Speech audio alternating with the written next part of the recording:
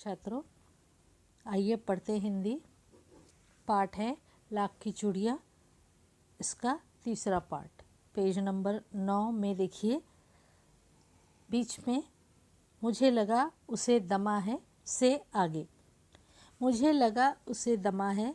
अवस्था के साथ साथ उसका शरीर ढल चुका था। उसके हाथों पर और माथे पर नसें उभर आई थी, क्योंकि हमने देखा कि लेखक 7-8 साल बाद आए हैं और उम्र हर पल बढ़ती है ना। तो इसलिए उसमें काफ़ी बदलाव शारीरिक रूप से आ गए हैं। और यह बदलाव यह है कि उसका शरीर ढल चुका था और माथे पर और हाथों की नसें उभर चुकी थी। जाने कैसे उसने मेरी शंका भांप ली और बोला, दमा नहीं है मुझे, फसली खांसी है। यही महीने 2 महीने से आ रही है, 10-15 दिन में ठीक हो जाएगी।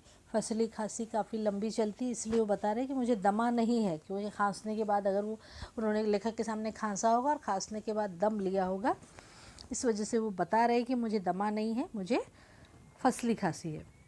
मैं चुप रहा। मुझे लगा उसके अंदर कोई बहुत बड़ी पीड़ा व्यथा छुपी है। मैं देर तक सोचता रहा कि इस मशीन युग ने कितने हाथ काट दिए हैं।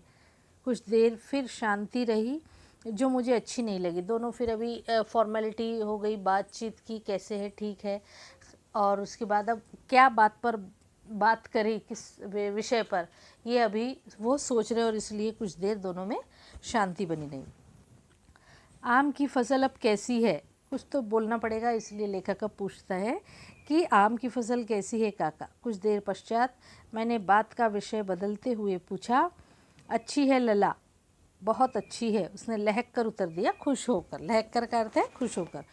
और अंदर अपनी बेटी को आवाज़ दी, अरे रज्जो, लला के लिए आम तो ले आ, क्योंकि उन्होंने आम की फसल पूछी है और उसके घर में होती है, इसलिए वो कह रहे हैं कि रज्जो आम की फसल ले आ।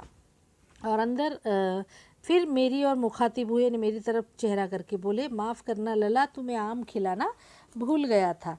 नहीं नहीं काका, आम तो इस साल बहुत खाए। वाह वाह, बिना आम खिलाए कैसे जाने दूंगा, घर के आम हैं। क्योंकि उसका काम केवल चूड़ियाँ बनाना ही नहीं, तो उसका ये खेती भी थोड़ी बहुत वो कर लेता था। मैं चुप हो गया। मुझे वे दिन याद हो आए जब वह मेरे लिए मलाई बचा कर रखता था, बहुत पहले जब छोटे थे। गाय तो अच्छी है ना काका, मैंने पूछा। गाय कहाँ है लला, 2 साल हुए बेच दी, कहाँ से खिलाता, क्योंकि चारा और सब खरीदने पैसे लगेंगे, है ना। पैसे की आवक तो बंद हो गई, और पैसे वगैरह कैसे आते थे, चूड़ी बेचने से। इतने में रज्जो, उसकी बेटी, अंदर से एक डलिया में ढेर से आम ले आई। यह तो बहुत है काका, इतने कहाँ खा पाऊँगा, मैंने कहा। वाह वाह, वह हंस पड़ा। शहरी ठहरे ना, मैं तुम्हारी उम्र का था तो इसके चौगुने आम एक बखत यानी एक समय में खा जाता था। आप लोग की बात और है, मैंने उत्तर दिया। अच्छा बेटी, लला को 4-5 आम छाट कर दो, सिंदूरी वाले आम। देखा होंगे आपने, लंगड़ा आम, दशहरी आम, बैंगनपल्ली, इस तरह आम की कई सारी प्रजातियां होती है। तो उसमें ये जो थे सिंदूरी, यानी इसके पक जाने पर इस पर केसरिया रंग आता है, इसलिए इसे नाम दिया है सिंदूरी आम। देखो लला कैसे है, इसी साल यह पेड़ तैयार हुआ है, यानी ये शायद इस पेड़ की पहली फसल है। रज्जो ने 4-5 आम अंजुली में लेकर मेरी ओर बढ़ा दिए। आम लेने के लिए मैंने हाथ बढ़ाया तो मेरी निगाह एक क्षण के लिए उसके हाथों पर ठिठक गई।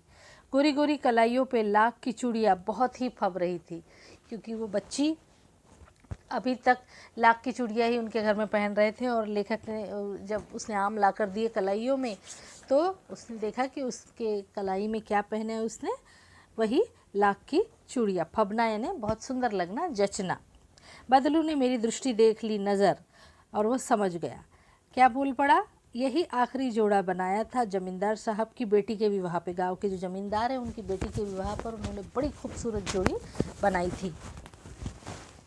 10 आने पैसे मुझको दे रहे थे, मैंने जोड़ा नहीं दिया, कहा शहर से ले आओ। और वो हमने देखा कि पहले उसको काफ़ी सारा अनाज, खाना, पगड़ी, पैसे सब कुछ मिलता था, लेकिन वो उन्हें उसे सिर्फ 10 आने दे रहे थे। मैंने आम ले लिए और खाकर थोड़ी देर पश्चात चला आया। मुझे प्रसन्नता हुई कि बदलू ने हार मानकर भी हार नहीं मानी थी। भले ही अब उसने चूड़ियाँ बनाना बंद कर दिया हो, लेकिन अभी वो कांच की चूड़ियाँ बेचने का काम उसने नहीं शुरू किया, और कांच की चूड़ियों को जब उसने सदैव तिरस्कृत किया है, तो उसने उसको अभी तक उसका हाथ नहीं थामा। उसका व्यक्तित्व कांच की चूड़ियों जैसा न था, आसानी से टूट जाए। वो अपनी धारणाओं और अपने विश्वास पर अडिग रहना जानता था।